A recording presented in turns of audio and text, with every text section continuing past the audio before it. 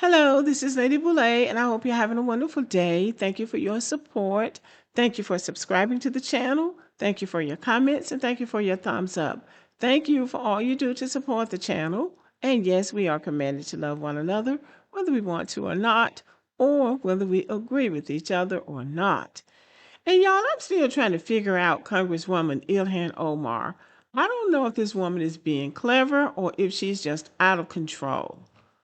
So the other night's State of the Union address had its usual choreography, the applause lines, the camera pans, and the predictable rhythms.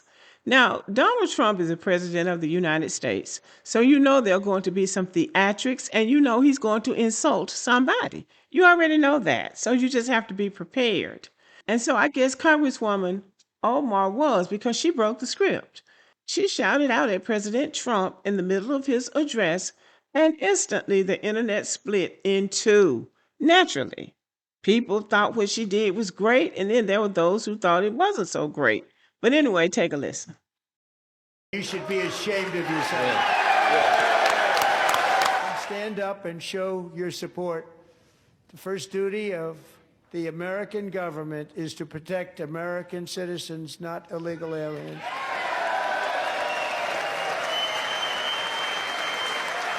You should be ashamed of yourself not standing up. You should be ashamed of yourself. That is why I'm also asking you to end deadly sanctuary cities that protect the criminals and enact serious penalties for public officials who block the removal of criminal aliens.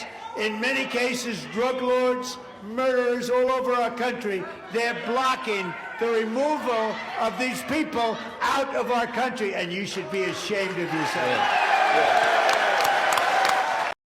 So when it comes to Congresswoman Ilhan Omar, I keep thinking if she had applied that same amount of energy and resilience in her home country of Somalia, wonder what Somalia would be like now. If she could just voice her opinion and yell out in parliament meetings or whatever they have, if they have a government, I don't know. How much good would that have done in Somalia? And are we to think that it's going to do any more good here in the United States of America? It's just a question. Nevertheless, some people saw strategy in what she was doing. I don't know what the strategy is, but some people said it was strategic that she was yelling out back at Donald Trump. Others saw it as chaos. So today we're asking the question everybody else is dancing around. Was it clever or was she just out of control? So during a moment when the chamber was supposed to be silent, Ilhan Omar raised her voice at the president. It wasn't subtle, it wasn't quiet, and it wasn't something you normally see during a State of the Union message. One of the most tightly scripted political events in America. And that's another thing. This woman is an immigrant. She wasn't even born in the United States. And yet she's doing something that you don't normally see at a State of the Union message. Yes, I understand that she has a right to her opinion, but she didn't see anybody else doing that. And it is Donald Trump. So I don't think you sink to his level necessarily. And there's nothing you can do about what he's doing. So what are you yelling out in the congressional chamber for?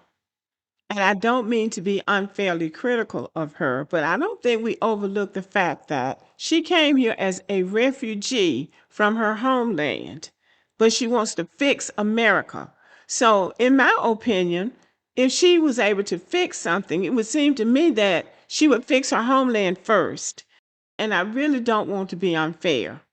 But I just see somebody doing something in somebody else's country, a country that she wasn't even born in, that she didn't do in her own country, and she doesn't see anybody else doing that in this country. President Obama was the president of the United States, and there was somebody that hollered out at him when he was up doing the State of the Union message. And he kept himself composed, and he was the president.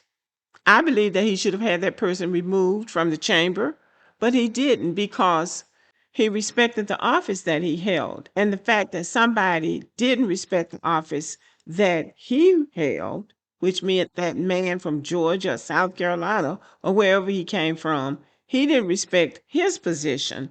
President Obama didn't let that man drag him down to the point that he lost control over himself and lashed out because somebody didn't agree with something he said. So there are those who think that this was a very clever moment for Congresswoman Ilhan Omar. To them, it wasn't an outburst. It was a tactic and a way to seize the spotlight in a room where she's often framed as an outsider, as a direct challenge to presidential authority in a moment designed to elevate him, and a signal to her base that she's unafraid to confront power publicly, and a disruption that forces the media to cover her framing of the issue, not his. In this reading, Ilhan Omar wasn't losing control, she was taking control. Now let's look at the other side, the people who saw this as impulsive or undisciplined. To them, the moment felt disrespectful to the formality of the event, emotionally reactive rather than strategic, a distraction from policy and substance, a move that overshadowed her message with theatrics. In this interpretation, the outburst didn't elevate her, it undermined her. But here's the real story. Moments like this don't happen in a vacuum. We're in a political era where breaking protocol is the strategy. Disruption gets attention. Attention shapes narrative, and narrative is power. Now, what the Democrats did in that moment when Trump asked people who thought that Americans should be put first or something to that effect, the Democrats didn't stand up. And I don't think they did themselves any good by sitting there not willing to say that Americans should be the top priority and not immigrants. Now, I could be wrong, but I didn't see that as being a strong moment for Democrats. And if you look at the social media text, you can see that a lot of Black Americans were turned off by that.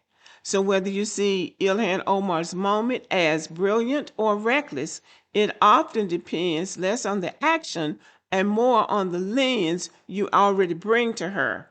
And I think that the Democrats are losing a lot of ground with Black Americans over things like this. They seem to be trying to beat Donald Trump at his own game, which can't be done because he doesn't care how low he has to go to make a point. So here's the question I'm sitting with. Was Ilhan Omar's shout a strategic flash of boldness or a moment where passion overtook composure? Or, and this might be the real answer, does the interpretation tell us more about us than it does about her? And it might say more about us, or at least me, because decorum is important when you're doing stuff like this.